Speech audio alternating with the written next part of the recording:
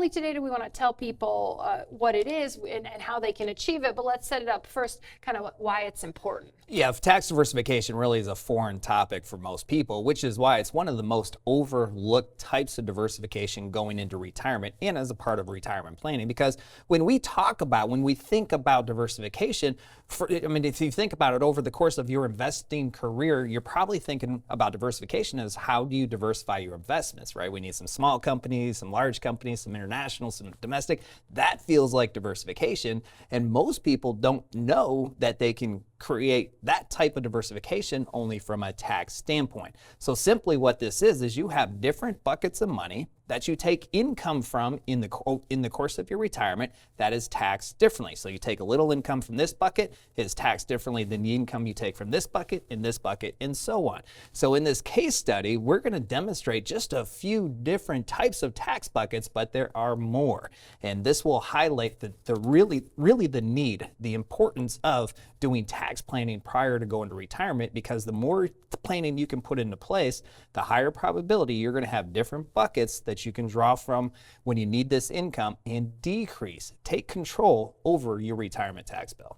Okay, let's introduce everybody to Sherry. You ready? We're ready. Okay, here's Sherry. Sherry's part of the case study. So here's, I think, what's going on with Sherry. Sherry, maybe it doesn't really matter so much if she has Social Security, she's using it, but really what she's identified is she needs to take $100,000 out of her investments and to live the lifestyle that she wants. That's the setup for Sherry. And then we're going to look at 3 different ways Sherry does it and the outcomes of those 3 different scenarios. Yeah, let's take a look at scenario 1 for Sherry. So in this case, Sherry's going to take $100,000 out, and she's going to take all of that from her traditional IRA. So every dollar that comes out of that is going to be fully taxable to Sherry. This might be very common. This might be what your situation looks like. Most people have a majority of their retirement savings in pre-tax accounts.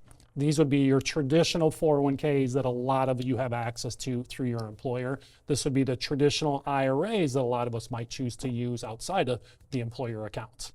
So in scenario 1 for Sherry, she takes that $100,000 out. It's all taxed as ordinary income for her.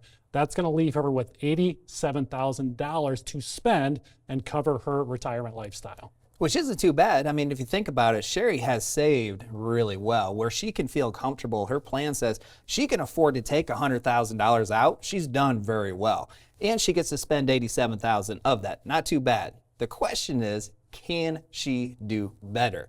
And with the planning, the tax planning going into retirement, she can. So scenario 2, she's done a little bit more planning, and she's created 2 different buckets, which she's now created some tax diversification. She still has the pre-tax bucket, the bucket she had before. She'll take $50,000 out of that bucket, but prior to going to retirement, and maybe even a little bit into retirement, she's done some Roth conversions, maybe some Roth contributions. So she has this Roth bucket that she's also going to take $50,000 out of. Now that $50,000 she takes from the Roth, that is tax-free. So now Sherry is only paying tax on that $50,000 from the pre-tax, which means her spendable income from the same $100,000 distribution went from $87,000 up to $96,000. So way better. The 87 wasn't bad, but we would all agree 96 is way better. Yeah, that's a $9,000 difference. That could be an extra trip or something fun in retirement. Yeah, absolutely can allow her to increase that level of lifestyle that people want to have in retirement. Scenario number 3. In scenario number 3, now to your point, Lauren, Sherry's wondering, can she do better? Or is there more tax diversification out there that you should be thinking about? And that's exactly what Sherry had set up for scenario number 3. She's still got that pre-tax bucket, she's got the Roth bucket, but now she's got another bucket called the non-qualified bucket where she can consider taking distributions from in any given year. So in scenario number 3, Sherry takes $30,000 out of that pre-tax bucket, fully taxable as ordinary income. Sherry takes $40,000 out of the Roth bucket, which is our favorite bucket, completely tax-free. And then Sherry also takes an additional $30,000 out of this non-qualified bucket, which is taxed differently than both of the prior 2 buckets. So that's something we can get into a little more. But Sherry takes all these distributions from this really strong tax diversified plan that she has, and this leaves her with $98,000 of total net spend to cover her lifestyle. And it's only $2,000 more, but if you add that up over a 20 or 30-year retirement, $2,000 more each year is significant. Well, and think about how long it took you to make that $2,000. And yeah, you're right. We're talking about $2,000 each year over the course of your retirement. Going way back to when the Roth IRA was created, the maximum contribution limit to the Roth IRA was only $2,000. So $2,000 can be really meaningful, and you've worked so hard for this money, you've been disciplined, you've saved for this money, you put some effort into your tax plan. Let's get as much out of this as we possibly can, and by creating that tax diversification in a really intentional way is how people like Sherry can get the most out of it. And I want to make sure we do talk about how people can create these buckets, and that's what we're going to get to. But let's go back to non-qualified just real quick. Not an everyday term. Remind me what kind of investments are non-qualified, and maybe a little high level on the taxable nature of those kind of investments. Yeah, what most of us have, the non-qualified buckets that most of you are going to be familiar with, is any bank account that you have. Almost all of us would have a checking account, savings account. That's where our paychecks go.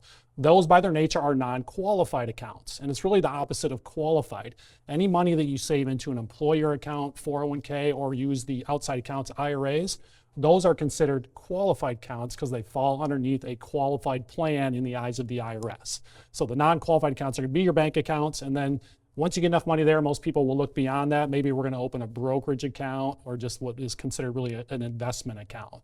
So it's the accounts that hold the money that don't first go into a qualified plan or into an IRA. Let's go back to Sherry, scenario 3. The best one for Sherry is she had the most amount of money to spend. And look at those 3 tax buckets one more time, because I'm curious, Sean, about how that non-qualified money's taxed. Yeah, Sherry has those pre-tax buckets. When she takes distributions from there, it's fully taxable as ordinary income. Sherry also has the Roth bucket built. That's our favorite one. She takes distributions from there.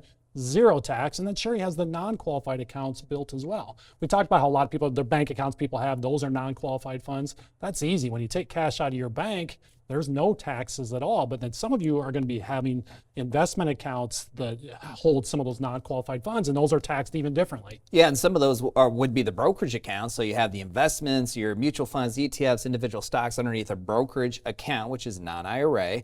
And the way that the distributions, your income from that brokerage account is taxed can be different. So if we apply this back to Sherry, in this example, we could say that $30,000 income from the non-qualified was 100% capital gains tax, but because she was in the 12% federal tax bracket, she was taxed at 0% capital gains. But if her planning was different, she could have been taxed at 15% capital gains or even 20% capital gains, or if her plan really wasn't on point, she could have been taxed at ordinary income, which could have been 22, 24, even up to 37%. So that brokerage account income can be taxed really anywhere between 0 to 37%. The difference of what it's taxed is the amount of planning that you put into it. And in Sherry's case, she had a really good plan put in place. So that full $30,000 realized long-term capital gain was taxed at 0. Okay, so guys, a lot of people watching are like, I want scenario 3.